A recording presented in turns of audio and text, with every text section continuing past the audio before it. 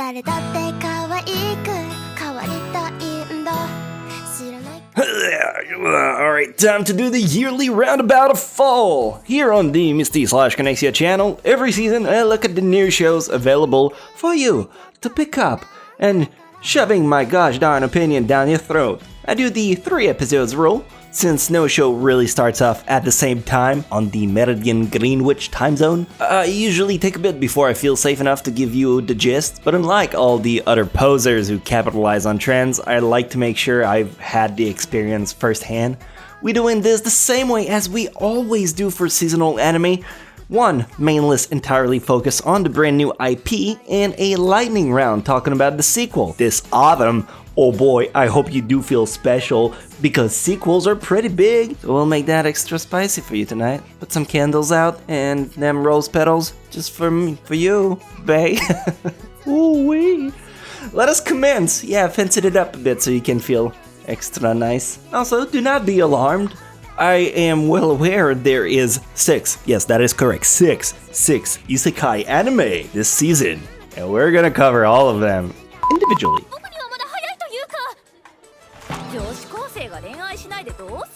Let's break it off with the worst of the season, Val Love. As always, I must begin with what truly floored me this season, and our worst spot belonged to Val X Love. Hear this shit out. Odin, yes, the almighty Asgard god, requests a random dude to save the world, with 9 fellow Valkyries that are fueled by being lewd, aka they horny AF. No, I'm not making this up. Yes, I wish I was. This anime's only salvation is the fan service, which, to be fair, is pretty decent. If they have the uncensored version on Blu-ray, I could bump it up out of the worst rank, because the story by Odin's beard is just like fan service. It's ass.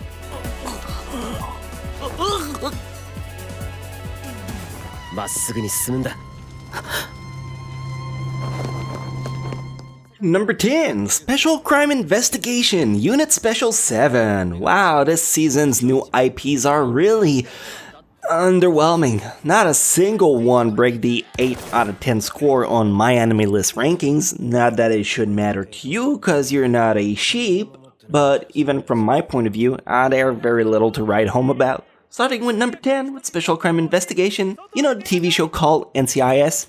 Yeah? Well, despite its title, it's nothing like that. Which is probably why people don't really like it at the first glance. The plot is about supernatural beings, vampires, elves, dragons, and the likes, living in a world where dragons are no more. There is a group of people, called the Nine, who tries to gain the dragon's power, and a special unit is deployed to stop them. It's a slow burn. It could turn into something good with more episodes, but right now, there's a lot of setting up with characters that could go in either direction. Pick it up only if you're a die-hard fan of the genre.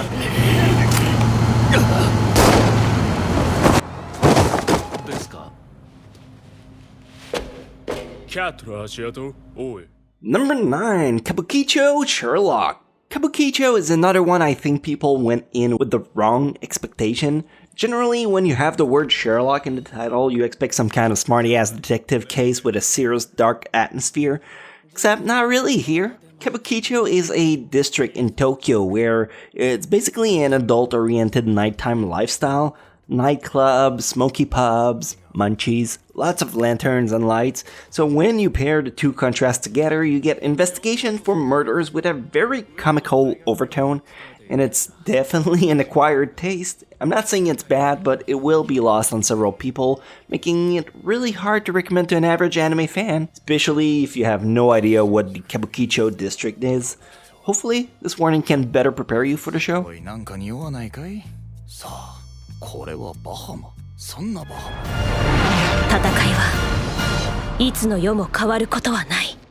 Number 8. Azure Lane. No, surprisingly, this video is not sponsored by the Azure Lane game, so I can freely talk about it without being compromised. Suck for them. Nah, it's a decent game. The show obviously is based off the mobile game, which is incredibly popular. The story is about strong enemies that have appeared from the sea, and in order to fight them off, a navy group called the Azure Lane has been enlisted to oppose them using big-ass warship. The cast is primarily girls, to not say lollies, and it's action military explosions like you can expect it. The main downside is that the story doesn't try to achieve anything, it's just brand awareness to get people to play the mobile game, or if they already are, it's in hope they can see their favorite characters on the big screen. It's well done. If anything, you can put it in the back and do laundry at the same time. It doesn't really need your full attention, unless there's actually lewd scene involved, because that's really captivating.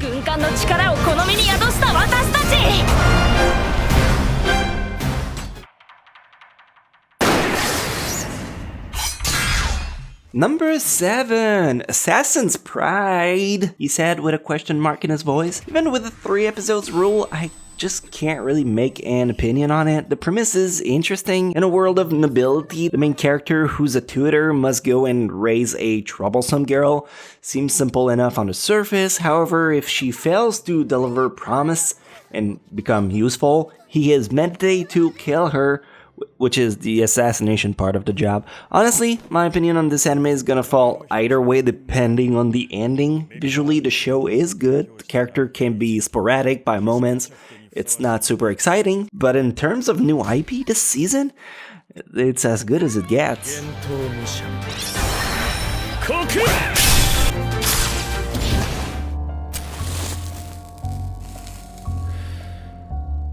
Number 6, No Guns Life. Yes, if you needed to know, I'm still a big sucker for Madhouse's anime.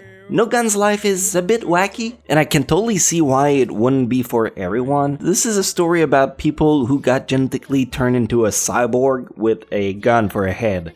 Sounds stupid, but if you give it a chance, you'll see it's a issue about an ex-soldier turned private investigator, and one day he gets 2 persons showing up on his office, and he must protect them. The show will only have 12 episodes right now, but season 2 will air in spring next year, so you're not really in any rush to get it done. But if you like anime like Ghost in a Shell or the character dynamic in Dimension W, you could have a great time with the show. おとなしくその子を渡していれば死ななくて済んだんですもの。これは僕の翼です。Number 5, Hairu no Sora, a very shonen-like basketball anime. I don't think it's particularly bad, but here's the thing. We already have a king in terms of basketball anime called Slam Dunk. It's from the 90s and it slays. If Slam Dunk was too old for you, maybe you got some salvation with Kuroko no Basket, more flashy, Bishi Boys, and whatever. So with Hairu no Sora, unless you're thirsty for sports anime, I don't really expect anyone to be slapping their veins with their anime syringe ready to inject this one, but if you like sports anime, it's pretty fun so far.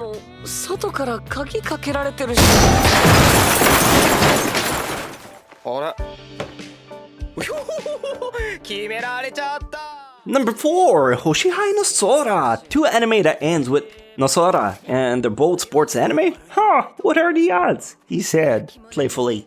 I'll go with the English title to avoid confusion, so Stars Align. Compared to Hairu no Sora, Stars Align is a more adult take on sports. I mean, there's still high school players, but it's not your high-paced action sequence meant to dazzle. This is a drama slice of life about a school tennis club who's on the verge of shutting down, and there's a talented player who's willing to play and help out, provided he gets some kind of monetary compensation. Yes, he is a tennis whore, in the literal sense of the term. Reminds me a lot of the atmosphere of Running with the Wind, which was outstanding last year, but for a very niche kind of audience, there's no way I can sell-pitch this to you. It's either interesting on its own, or you can move on to the next one with me.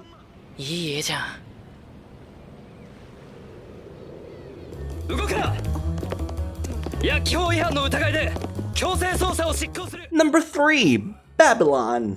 Babylon is really interesting, but I have to insist on the fact that you should wait before you watch it. Babylon is a pretty serious drama, or well, technically it's a mystery thriller about a public prosecutor who starts to investigate the new drug of a pharmaceutical company.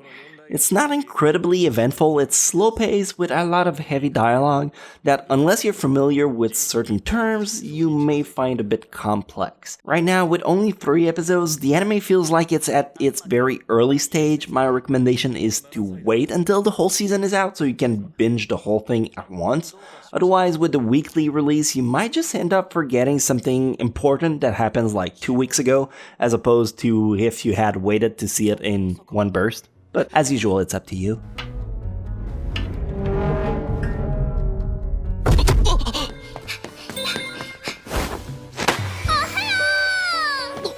Number 2, Oresuki. Oresuki is quite interesting. You probably heard the term love triangle somewhere in the past. Well, this anime steps it up and make it a love pentagon. Story begins with the main character who's in love with his childhood friend and the president of the schools.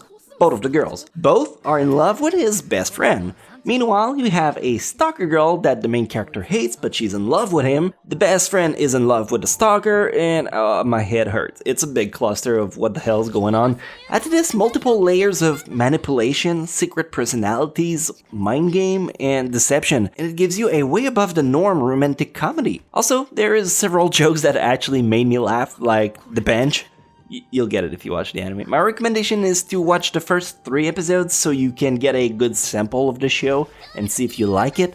I also feel like the first 3 episodes could be the entire anime as it covers kind of the first arc, and it already provided me with a very satisfying conclusion. But there's a lot more in store as well if you dig it.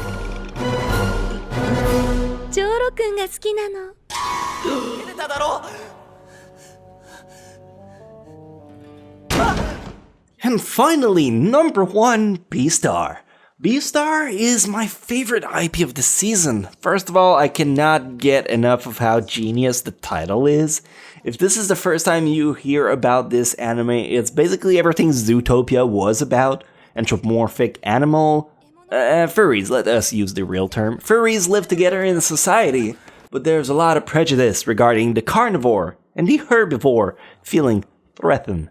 The story follows a drama troupe after one of their members has been murdered. The reason I love the title so much is because you have the word beast in it, obviously, which is fitting, but when you realize it means be a star, it takes a whole new meaning. The show handles tension incredibly well. The characters are very unique and endearing. I think the 7.74 score my anime list gives it is fucking insulting. This is a masterpiece in the making. The opening alone is incredibly creative and unique with claymation. You never see those. I think people's main gripe is the fact the show's in CGI. Purely because I don't see what else they can reproach it. I think it's good.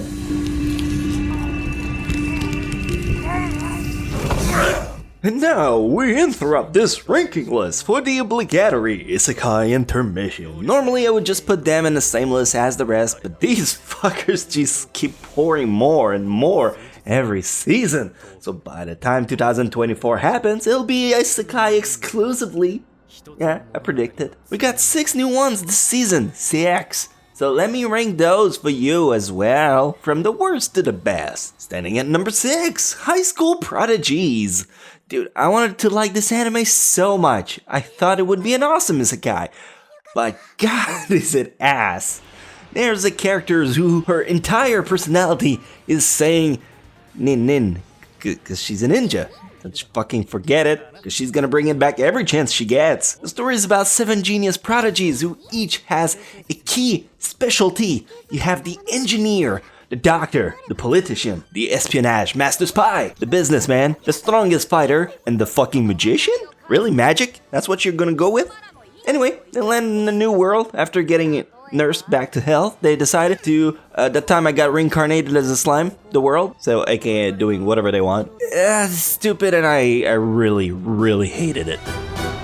この世界を壊してしまうからね。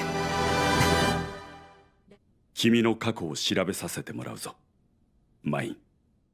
Number 5, Ascendance of a Bookworm. Equally as dumb is Ascendance of a Bookworm. A girl who's fascinated by books, die, crushed by what she loved most after an earthquake.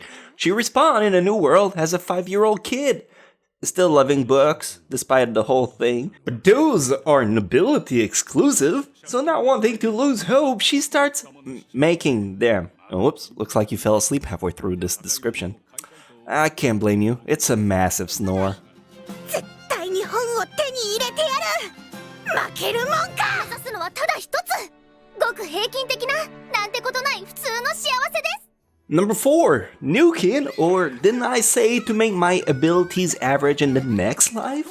It's exactly what the title implies. Another overpowered character arriving in a brand new world. Can I please, like for the love of God, if you're gonna do an isekai anime, can it just be a new game? Why does it have to be a new game plus every single time? It's killing me. The story is exactly as it implies. New girl who's overpowered AF wanted a normal life. You and me both, girlfriend. You and me both. Pick it up only if you're a isekai slut like my friend Sam. He watches every isekai no matter how bad they are. If that's also applying to you, aren't you jolly?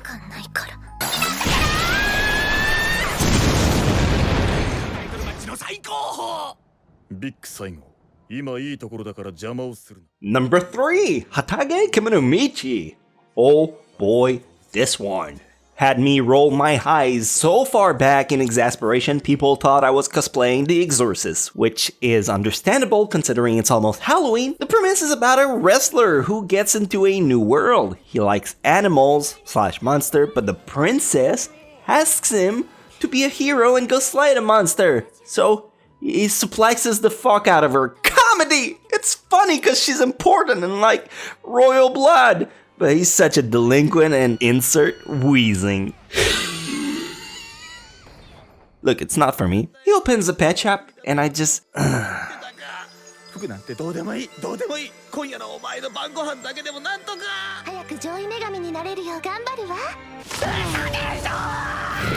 Number 2, Cautious Hero. So after watching 4 barely mediocre isekai, I move on to the next one, Cautious Hero. Mind you, I was pretty grinded at that point, and I went in with already hate in my heart for this one, purely based on my mood. Yet, no matter how much I wanted to hate it, it kept me going and had me go, just give it another minute. And by the end, I had finished the episodes with a few chuckles. The premise is how a goddess summons the perfect hero. Crazy stats, but he has an asterisk that makes him overly cautious. The comedy is charming, the characters' reactions are extrapolated, but not in an annoying way. It has charisma as an anime in the same way Konosuba did. It's not as good as Konosuba, and the overly cautious gag could possibly get old really fast, but it's one I have to see more before I give my final judgment. Right now, it does get a pass.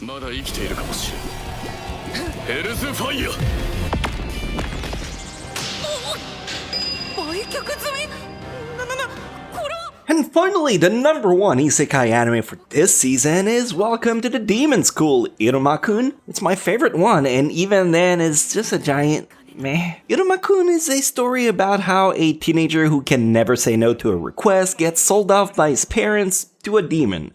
Now, landing in a new world, he has to attend a new school of demons while hiding the fact he's actually a human. The first 2 episodes were surprisingly quite fun. Then episode 3 added a new character that killed the vibe for me. I still think the anime can rally back up. It has some really solid jokes and the whole Halloween theme spirit really got me invested in the show. It'll probably pass once we hit November, but right now I'm feeling it.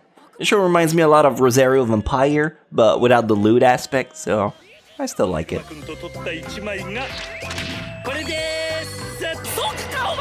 Wow, already 4 pages of script for this list. Time we speed this up. Now we talk about the sequel, shows that are already out but are getting a second season or beyond, worth checking out. Number 10, Psycho-Pass 3 and High Score Girl 2. Both outstanding anime, but they start airing at the end of October and I can't give them the 3-episode rule treatment because of it. Number 9, 7 Deadly Sins. Yikes, what happened here? People are pissed? Why is that hard censored? God, I hope Netflix gets the uncensored version because this is killing my vibe, yo. Number 8, Radiant 2nd Season. Kind of underrated action fantasy adventure anime. Not a lot of people like it, but I welcome the show. Number 7, Fate Grand Order. Big boner energy for the Fate fans. If you never cared for the show, it's just whatever. Number 6, We Never Learn. They never fuck either. Jeez, get it steaming already. Number 5, Sao Alicization. The action finally start picking up now. Dare I say the show is actually good? Number 4, Kono Oto Tomare 2nd Season. A drama I really like and that I think a lot of people are sleeping on. This show is gonna deliver a solid bang with the second season, I guarantee it. If you like March Comes In Like a Lion, pick this one up too. Number 3, Chaya Furu 3. More Kabukicho games. We waited more than half a decade for the sequel. Yeet! Number 2, Food Wars 4. More foodie fetishes. I can't get enough of this one. And finally, number 1, My Hero Academia 4. The overall season. One of the most hyped by the community. Millions and absolute dope characters, and that's where I stand. Yeah, I kinda rushed past the sequels since they're already pretty popular by themselves and everyone knows them.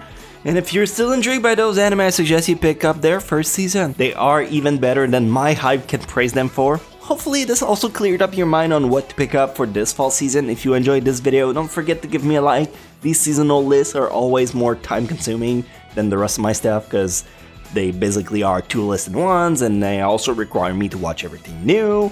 And woe is me and all the jazz. Subscribe for more of my garbage weekly, and I'll catch you guys next time. Or no, I don't care.